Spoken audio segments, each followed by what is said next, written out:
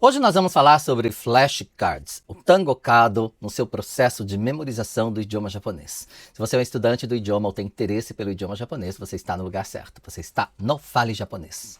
E se você não me conhece, eu sou Jin Takahashi, idealizador do canal Fale Japonês, este canal por onde você está assistindo a este vídeo. Se você ainda não é inscrito no canal, inscreva-se agora mesmo, aproveite para ativar o sininho aí, para ativar as notificações, para quando eu estiver aqui com um novo conteúdo, você poder ser notificado e não perder absolutamente nada. Hoje nós vamos falar sobre o Tangokado. Deixei aqui na lousa para você flashcards, está em inglês, não é mesmo? E Tangokado. Tango significa vocabulário e kado significa cartão. Então nós temos aqui os cartões de vocabulários. Também chamado de word card. Como você pode ver aqui, olha, word card. Que são cartões, não é, de vocabulários, basicamente. Por que eu quero trazer esse assunto aqui para você? Porque eu acredito que existam muitas pessoas que não dão o devido valor ou não entendem o valor que tem ou a eficácia que tem da utilização de Tangokado, dos cartões para memorização do idioma japonês. É claro que você poderá utilizar para a memorização de qualquer outra coisa que você queira, qualquer outro idioma, por exemplo. Mas aqui nós vamos focar no aprendizado do idioma japonês, porque eu acredito que seja o seu interesse, uma vez que você está aqui no Fale Japonês, não é mesmo? Olha só, antes de mais nada, tá? Eu acho que é interessante trazer para vocês um pouquinho da minha história com o Tangokado. Como que o Tangokado surgiu na minha vida e por que eu decidi fazer um vídeo somente sobre ele. Uma vez que eu já falei sobre o Tangokado e a forma de utilizar ele para o seu aprendizado do idioma em outros vídeos aqui no canal. Mas estava ali junto com outras dicas, não é? Com outras informações que eu trazia para facilitar o seu estudo e para te ajudar aí na memorização do idioma de forma geral. Mas hoje eu decidi fazer um vídeo somente sobre ele para que eu possa dividir um pouco com vocês a minha história com o Tangokado. Eu cheguei no Japão com 19 anos de idade, há 34 anos para ser mais específico, e eu não sabia falar absolutamente nada do Nihongo, do idioma japonês.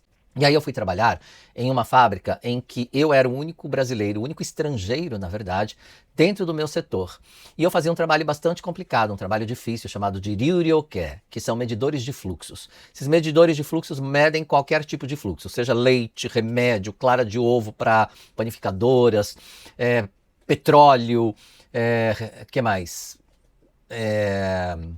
Componentes de energia nuclear, por exemplo. Tudo isso, para você ter uma ideia da complexidade que era. Então, assim, era um trabalho bastante complicado e eu precisava me comunicar com os japoneses no meu ambiente de trabalho e não conseguia porque eu não sabia falar japonês. E claro, isso foi muito complicado para mim no começo e foi eu travei uma batalha muito grande para conseguir me comunicar com o povo japonês, mesmo não sabendo o idioma.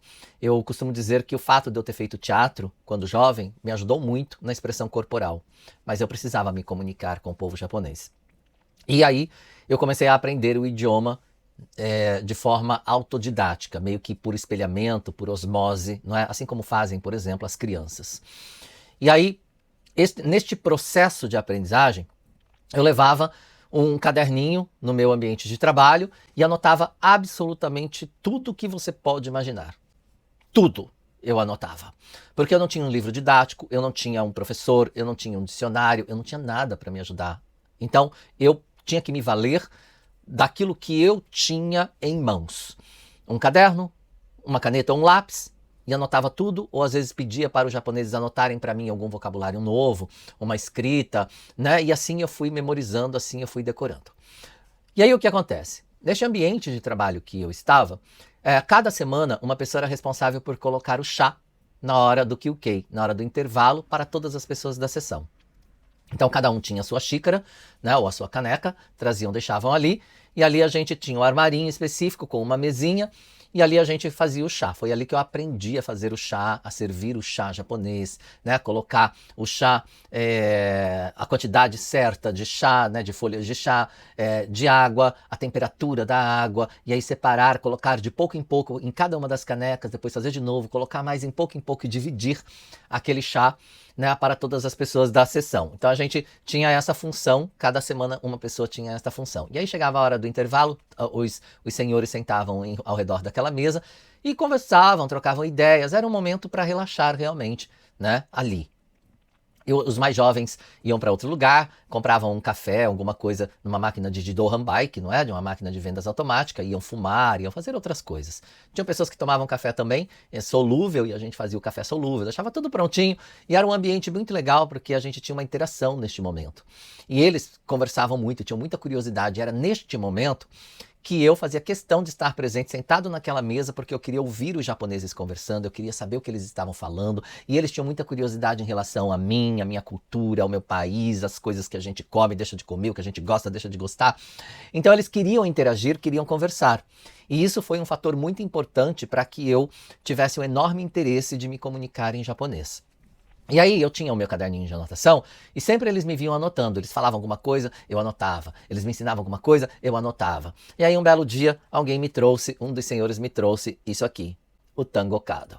E me apresentou o Tangokado. Foi aí o meu primeiro contato, foi aí que eu conheci este bloquinho de papéis que me ajudaram muito no meu processo de memorização do idioma japonês. Eu digo muito mesmo.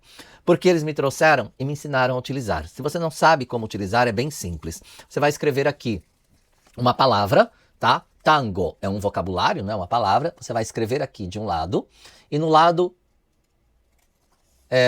de trás, né, você vai escrever o significado daquela palavra. Então eu escrevi aqui em kanji a palavra tango e tem a sua leitura em hiragana, tango em cima. E aqui atrás eu tenho vocabulário. Então a ideia é que eu visualize, é importante que você entenda isso, você precisa visualizar, porque eu visualizo o kanji, e aí eu memorizo também através da visão, não é? Eu tenho aqui escrito a sua leitura em hiragana para que eu saiba o que significa e como ler tango, e aí eu vou puxar na minha memória o seu significado. O que será que é tango? Se eu conseguir me lembrar que significa vocabulário, ótimo, significa vocabulário. Né? E aí eu viro para conferir se realmente está correto, né, a minha dedução. E aí eu vou para o próximo vocabulário. Né? Eu ia falar dicionário, mas não deixa de ser. Né? Você cria aqui um dicionário particular. Então eu tenho aqui kanji, né, escrito em kanji, obviamente, vou visualizar e vou ver, né, se eu consigo me lembrar do seu significado. Você pode também fazer o contrário, pegar aqui ideograma e tentar se lembrar como é que fala ideograma em japonês. Entendeu? Então você pode fazer tanto de japonês para português quanto de português para japonês ou o seu idioma. Se for espanhol, por exemplo, você vai escrever em espanhol. E aí você consegue, não é, fazer esse trabalho de memorização de vocabulários. E é interessante porque ele é pequeno, você pode levar no seu bolso, você pode levar a qualquer lugar que você vá e você pode folhear ele quantas vezes você quiser, onde você estiver. Seja num trem, seja num ônibus, seja num sougei, por exemplo, né, num transporte para o trabalho. Se você tiver um tempo para poder ver, no seu kyukei, no seu intervalo no seu trabalho, não é? Na sua hora do almoço, por exemplo, o hirijikan, horário de almoço. E aí você vai lá e vai folhear isso de tempo em tempo. O que você está fazendo exatamente? Você está utilizando do sistema de repetição espaçada, ou sistema de memorização espaçada, que é o sistema Anki, conhecido por muitas pessoas. Basicamente é isso, ou seja, de tempo em tempo você vai rever um determinado vocabulário e levar uma informação para o seu cérebro de que aquele vocabulário ele é importante para você e você deseja que ele seja armazenado no seu córtex frontal. Eu vou falar brevemente sobre isso para que você entenda a importância do Anki, né, do sistema de repetição espaçada, para o seu processo de memorização e de aprendizado do idioma japonês. Por quê?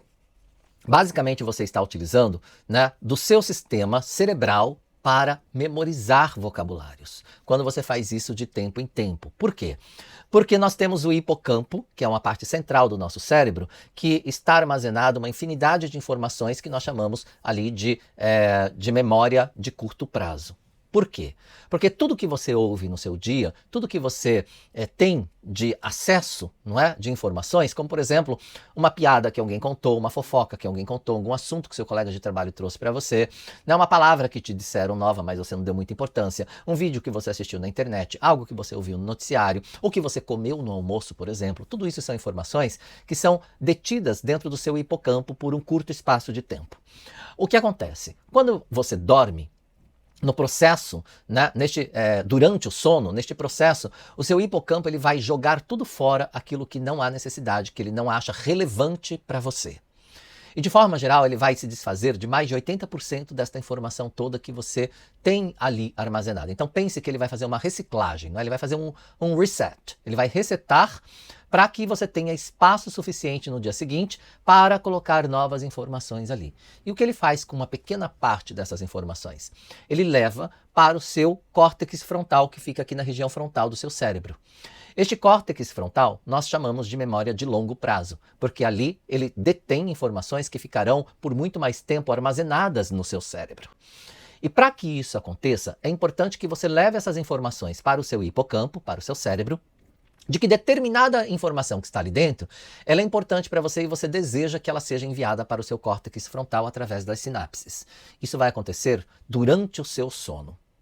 Por isso, durante o dia, conforme você repete e revê aquela informação em tempos, né, espaçadamente dizendo, não é? Você vê de manhã, você vê na hora do seu intervalo, você vê novamente na hora do seu almoço, você revê isso na hora do seu intervalo à tarde e antes de dormir, preferencialmente, mais ou menos 1 hora ou meia hora antes de você dormir, reveja novamente tudo aquilo que você deseja que o seu hipocampo leve para o seu córtex frontal e mantenha esta informação na sua memória de longo prazo, que eu costumo chamar da nossa biblioteca particular. Então você cria uma biblioteca particular, um dicionário particular para você no seu córtex frontal. Para isso é importante que você leve essas informações, esses comandos para o seu cérebro, para que ele entenda esta importância e armazene tudo o que você deseja de informação no seu córtex frontal. É assim que funciona. É isso que faz o Anki. É isso que faz o sistema de repetição espaçada ou memorização espaçada. Porque você de tempo em tempo vai estar revendo aquela informação e está levando esta informação, este comando para o seu cérebro de que aquilo é importante para você. E aí durante o sono ele não vai jogar isso fora. Ele vai levar isso para o teu córtex frontal e manter esta informação a salvo, vamos falar assim, no seu cérebro. Para que você possa utilizar quando você desejar. Eu quero saber muito de você. O que você achou dessa informação? Se você sabia que esse sistema Anki de memorização ou de repetição espaçada estava totalmente ligado com o nosso funcionamento cerebral, e se você já fazia uso ou não, se você conhecia ou não, se você passará a utilizar a partir de agora, eu vou gostar muito de saber. E não se esqueça de se inscrever no canal, de dar aquele like aí para fortalecer o canal, e fazer seu comentário, né, e compartilhar também se for possível, porque assim a gente faz com que esta informação chegue a mais pessoas que possam se valer deste conhecimento. E a gente se vê em um próximo vídeo. Até lá. Arigatou gozaimashita. Já né?